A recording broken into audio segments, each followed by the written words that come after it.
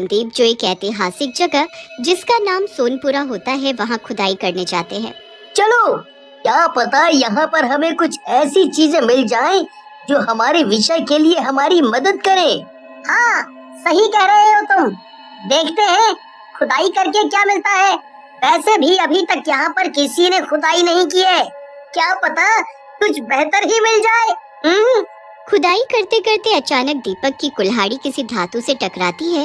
अरे, ये क्या बज रहा है लोहे जैसा? हाथों से मिट्टी हटाते हुए वो देखता है तो वहाँ पर रोबोट दिखाई पड़ता है। संदीप, संदीप, जल्दी इधर आओ। देखो मुझे क्या मिला। ये ज्यादा पुराना तो नहीं लगता, लेकिन कुछ अलग है। इधर आओ संदीप, जल्दी देखो। तभी संदीप वहाँ पहुँच जाता है। क्या हुआ दीपक, क्या मिला तुम्हें? क्या ये एक रोबोट है? लेकिन इसको बनाया किसने होगा? किसने बनाया, क्यों बनाया, कोई आइडिया नहीं। लेकिन हम अपने विषय में इसके बारे में पता कर सकते हैं। क्या बोलते हो तुम? ले चले इसे अपने कॉलेज? हाँ यार, कुछ ना मिलने से इसका मिलना ही बेहतर है। इसी पर अपनी खोज कर लेंगे। हाँ चलो, इसी को ले चलते हैं। वो दोनों उस रोबोट को लेकर अपने कॉलेज की तरफ चल पड़ते हैं और अपने टीचर को दिखाते हैं कि उन्होंने क्या ढूंढ निकाला है। सर, ये हम दोनों का इस बार का प्रोजेक्ट है। हम दोनों इसी रोबोट पर खोज करेंगे और आपको जानकारी देंगे। ठीक है, लेकिन ये रोबोट सच में तुम्हें जमीन में से ही मिला है? क्योंकि मैं घर पर बनाई हुई चीज को चेक नहीं करूँगा।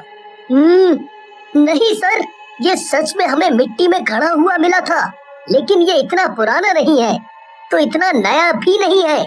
इसकी कार्बन डेटिंग की जाए तो ये लगभग 15 साल पुराना होगा। फिर ठीक है, तुम लोग इस पर अपना प्रोजेक्ट बना सकते हो। संदीप और दीपक साथ में टीचर को धन्यवाद बोलते हैं। एक दिन की पढ़ाई करने के बाद संदीप और दीपक रोबोट को कॉलेज में छोड़कर अपने घर चले जाते हैं। उनके जाते ही अचानक से रोबोट की आंखें खुलती हैं और वो उठ जाता है। उसके बाद वो उठकर गेट की तरफ बढ़ता है। कॉलेज के मेन गेट पर गार्ड बैठा होता है। सुनो, ये सोनपुरा गांव है क्या?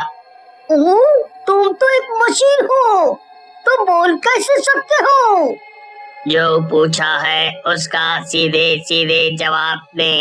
सोनपुरा गांव है कि नहीं? ये नहीं है, ये कोई गांव नहीं है, ये शहर है। तो मुझे यहाँ कौन लेकर आया और मुझे मेरे गांव से इतनी दूर क्यों लाया? मुझे नहीं पता है तुम्हें यहाँ कौन लेकर आया। मैं तो यहाँ सिक्योरिटी का काम करता हूँ। मुझे उससे मिलना ही होगा, मुझे जाना होगा। किससे मिलना होगा और कहाँ जाना होगा?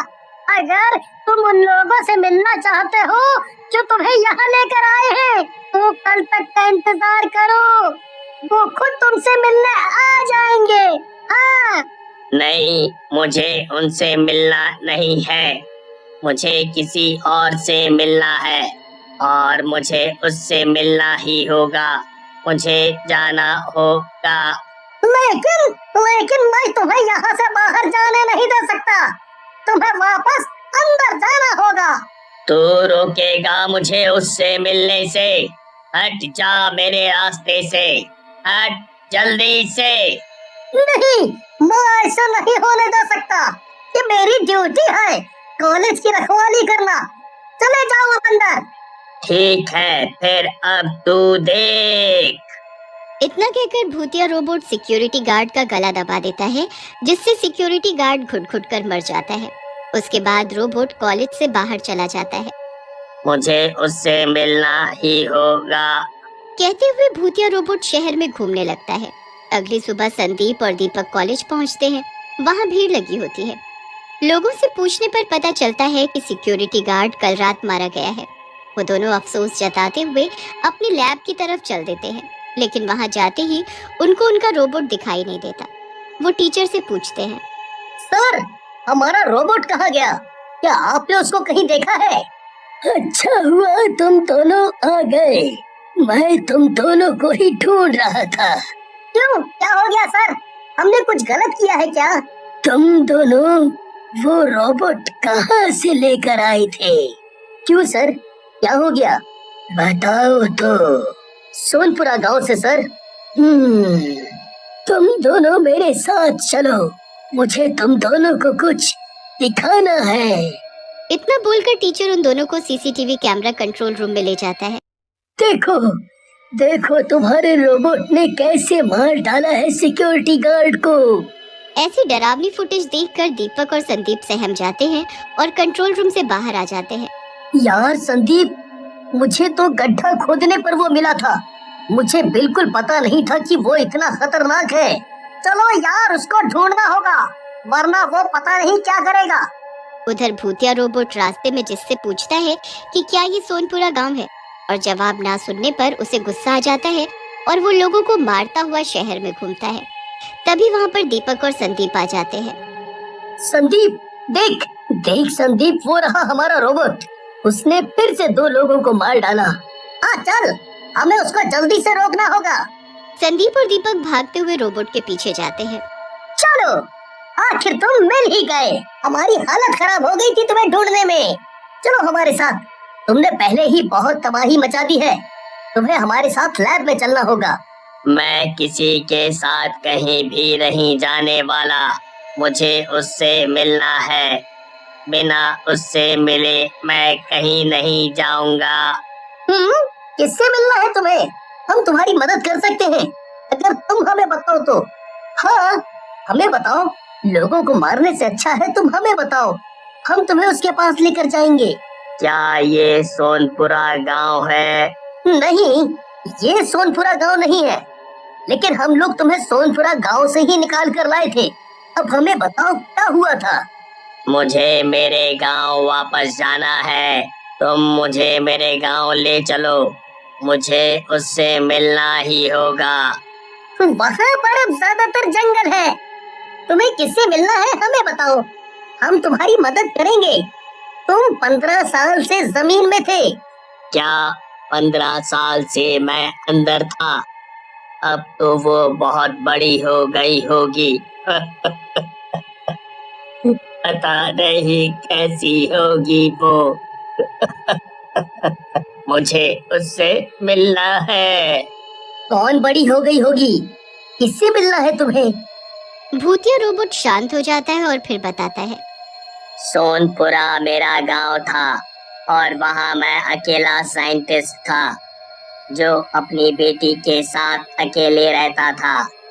मैंने लोगों की मदद करने के लिए इस रोबोट का आविष्कार किया, लेकिन वहाँ के लोगों को ये एक खतरनाक चीज लगी, तो उन्होंने मुझे इसको बनाने से मना कर दिया, लेकिन फिर भी मैंने इसको बनाया। मेरी 3 साल की बेटी इसको देखकर बहुत खुश होती थी। फिर एक दिन मेरे ही दोस्त ने मुझे जंगल में बुलवाकर इस रोबोट को तोड़ने को कहा। मेरे मना करने पर उसने मेरे सिर पर वार कर दिया, जिससे मैं वहीं मर गया और मेरी आत्मा इस रोबोट में आ गई। रोबोट के बारे में किसी को पता ना चले, इसीलिए उसने इस रोबोट को वहां गाड़ दिया। मैं अपनी बेटी से आखिरी बार मिल भी नहीं पाया, पर अब मुझे मेरी बेटी से मिलना है।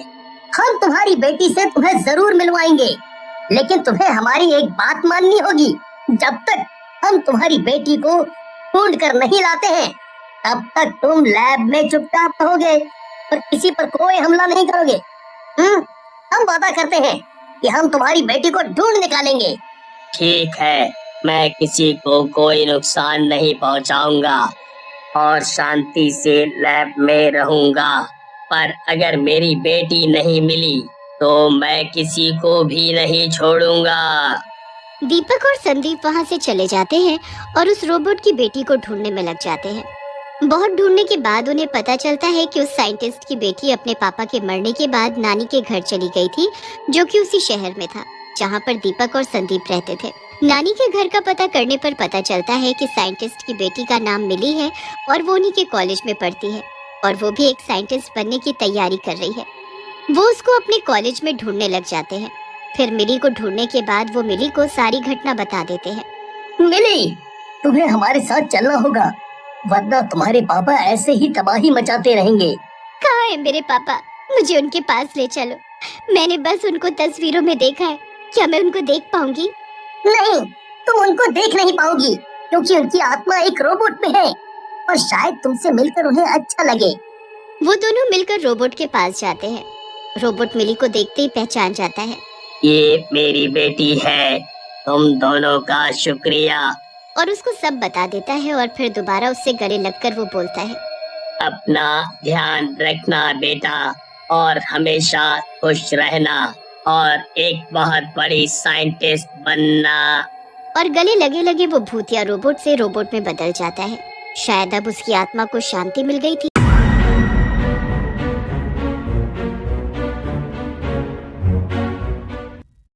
इमरान एक ब्राइट स्टूडेंट के साथ एक ग्रेट सिंगर भी है। इमरान को सिंगिंग का बहुत ज्यादा ही शौक है। इमरान की एक क्लोज फ्रेंड का नाम रेखा है, जिसे वो बहुत ही ज्यादा पसंद करता है। इमरान रेखा के साथ डेटिंग पे जाता है और उसे प्रपोज करने का सोचता है। नर्वस होने की वजह से वो रेखा को प्रपोज नहीं कर पाता, इसलिए इमरान रेखा से फोन पे बात करता है। रेखा इमरान को अपने घर पे बुलाती है। रेखा के घर पे जाने के बाद इमरान देखता है एक जैसी दो रेखा है, यानी वो दोनों ट्विंस हैं। दोस्तों, क्या आप दोनों ट्विन सिस्टर को देख के बता सकते हो इन दोनों में से ओरिजिनल रेखा कौन है? सोचिए और कमेंट में बताइए। इन दोनों में से इमरान की गर्लफ्रेंड ऑप्शन 1 है, जिसके हाथ पे टैटू बना हुआ है। दोस्तों, क्या आपने भी टैटू की वजह से पहचान लिया था? अपना जवाब कमेंट में बताइएगा।